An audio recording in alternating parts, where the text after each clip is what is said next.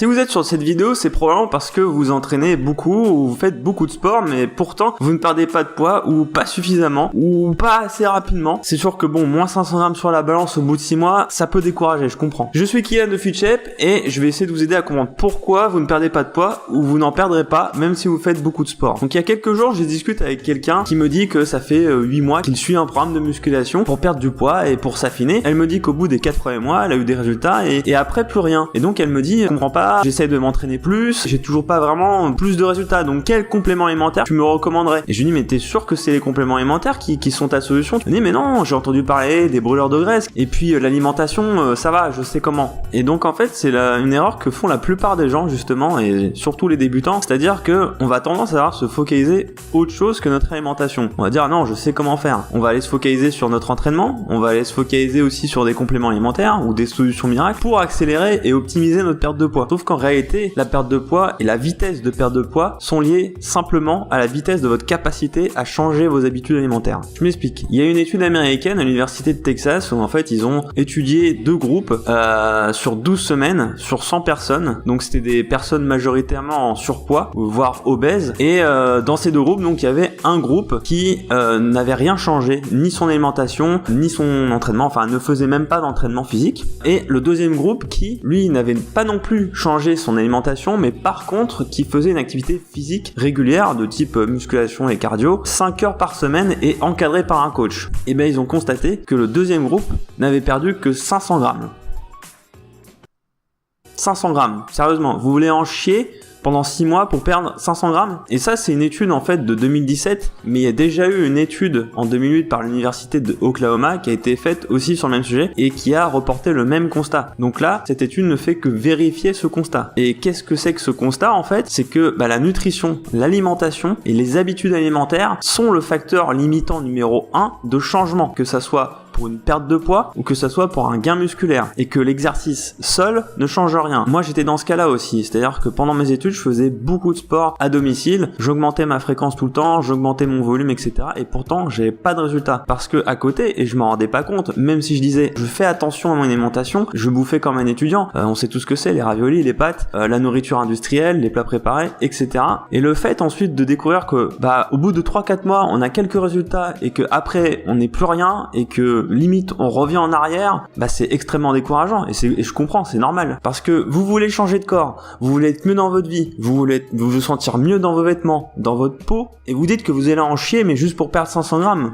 Enfin c'est normal qu'on nous rabâche après sans cesse no pain no gain, là ça prend tout son sens. Mais le problème du no pain no gain, c'est pas ça qui va vous faire progresser et c'est pas ça qui va vous faire perdre du poids. Et je suis pas en train de dire que faire l'exercice c'est mal, au contraire, on a besoin des deux et ça vous le savez. Mais se focaliser uniquement sur l'exercice et même sur des compléments alimentaires, c'est pas ça qui va vous changer. Ce qui va vous changer, c'est changer vos habitudes alimentaires. Dans l'étude que je vous ai citée, ce que je vous ai pas dit, c'est qu'il y avait un troisième groupe, les petits malins. Et en fait, dans le troisième groupe, ils étaient aussi encadrés par le coach pendant 5 heures, pendant ces 12 semaines, et ils ont changé un tout petit peu leurs habitudes alimentaires. Le changement était minime, mais ils l'ont quand même fait. Et qu'est-ce qui s'est passé? Au bout des 12 semaines, ils ont multiplié par 4 leurs résultats. Imaginez maintenant contrôler votre alimentation et vos habitudes alimentaires. Parce que ça se base sur du long terme et ça se base aussi sur votre mode de vie. C'est pas qu'une question physiologique. Il y a un facteur qu'on oublie souvent qui est justement psychologique. Et souvent, quand on se focus sur nos habitudes alimentaires, du coup, on se rend compte au final qu'on ne savait pas manger. Mais après, vous allez me dire, oui, pour perdre du poids, c'est pas compliqué. Il faut juste un déficit calorique. Alors, on entend souvent le déficit calorique. C'est un apport en énergie qui est mesuré donc en calories qui est inférieur par rapport à vos dépenses en énergie. Et en fait, ce qui se passe, c'est que c'est cette différence qui est responsable de votre perte de poids. Donc, si c'est si facile sur le papier, pourquoi en réalité c'est si complexe? Pourquoi 95% des gens qui sont en surpoids et qui font des régimes à répétition n'arrivent pas à perdre de poids et reprennent tout leur poids, voire même plus de gras qu'avant? Pourquoi l'obésité augmente? Pourquoi le diabète augmente? En fait, la réponse, elle est là. En fait, votre corps, il repose sur votre métabolisme. Le métabolisme, en fait, c'est l'ensemble des réactions chimiques que votre corps produit pour se maintenir en vie. Et donc, ces réactions vont être responsables souvent de signaux ou d'émotions chez vous, tout simplement. Et ces signaux vont être plus ou moins négatifs. Par exemple, la faim, les écarts, l'effet yo-yo, on va aussi souvent développer des addictions au sucre ou des addictions au pain. Il y a aussi le facteur social qui est super important. Par exemple, souvent quand on suit un régime, on va s'exclure. Donc, on va pas tenir ce régime parce que on préfère rester comme on est plutôt que de s'isoler avec notre salade verte tous les jours. Et donc, tous ces facteurs jouent sur notre capacité à perdre du poids, à changer. Et comment se passe la perte de gras? Justement, on a parlé du métabolisme. Et votre métabolisme, il va être responsable de la balance entre apport énergétique et demande en énergie. Que ce soit pour justement fabriquer vos cellules ou les détruire. Simplement pour que votre corps fonctionne. Et il y a deux facteurs qui agissent dessus. Le premier, c'est la régulation des hormones, qui est influencée par le sommeil, l'activité physique et l'alimentation. Et le deuxième, le contrôle des calories, qui va être influencé par votre alimentation, mais aussi le type d'aliment que vous ingérez et votre façon de manger. Ce qui se passe au niveau des hormones, généralement, quand vous perdez du poids, on va souvent avoir une chute, par exemple, des hormones thyroïdiennes ou de la leptine, quand alors il y a une hausse du cortisol. Mais c'est normal que votre corps produise ces hormones tandis qu'il en fait baisser d'autres,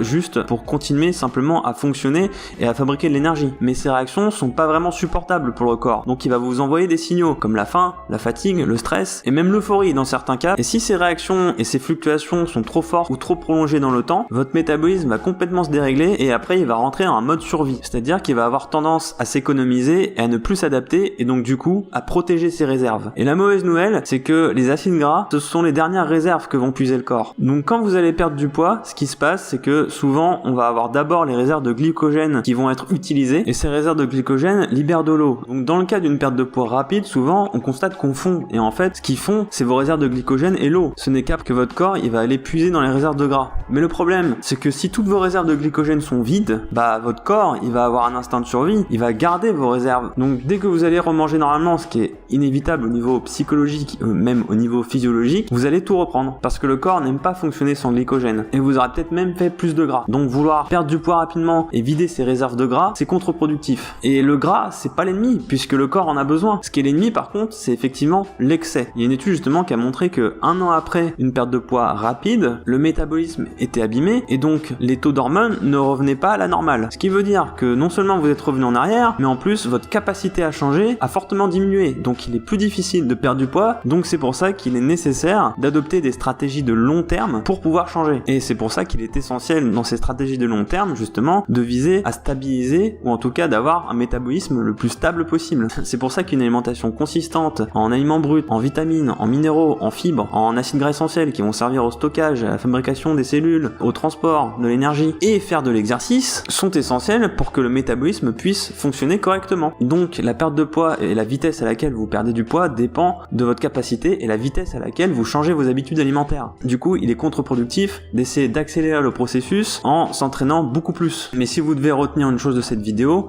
c'est que votre alimentation, elle doit être durable, tout comme votre entraînement. C'est important d'écouter votre corps, de voir comment il réagit et d'apporter les bons nutriments et l'énergie dont il a besoin. Ça sert effectivement pas à grand chose de se dire tiens, je vais m'y mettre, faut que je perde du poids, je vais m'entraîner à fond et je vais me mettre au régime, hop, on n'en parle plus. C'est pas ça qui va vous changer. Donc justement, arrêtez de blâmer les calories et le déficit calorique et aussi votre entraînement. Ce qu'il faut, c'est chercher d'abord à changer vos habitudes alimentaires. Et plus vous serez conscient de ce que vous mangez, plus vous serez conscient de comment votre corps réagit, plus vous serez conscient de vos émotions, plus ça sera intuitif et facile entre guillemets de perdre du poids. Parce que c'est dans votre mode de vie. Donc perdre du poids, tout simplement, c'est pas perdre du poids le plus rapidement possible. C'est au contraire construire sur le long terme les fondements d'un mode de vie plus sain. Donc si cette vidéo vous a aidé, n'hésitez pas à liker et à vous abonner parce que la perte de poids c'est un sujet super vaste. On a envie d'essayer de l'aborder de manière scientifique, légère et compréhensible, mais aussi on aimerait vous donner un peu plus de matière que simplement vous lister des erreurs ou des astuces. En attendant, si vous cherchez justement à changer vos habitudes et à mettre ça en application, n'hésitez pas à aller sur le site fitshape.com et à commencer un de nos programmes personnalisés. Donc on se retrouve bientôt pour une nouvelle vidéo en nutrition et je vous dis salut.